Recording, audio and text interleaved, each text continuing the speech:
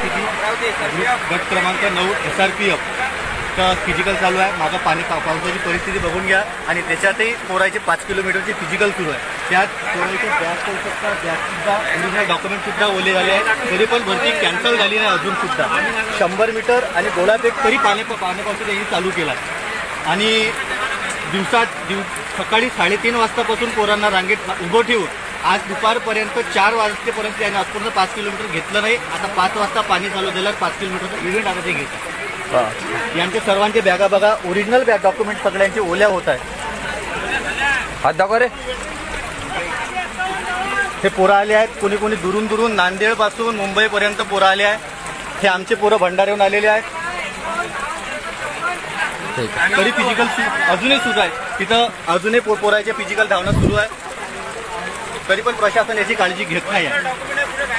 पूर्ण बॅगांमध्ये पोरांची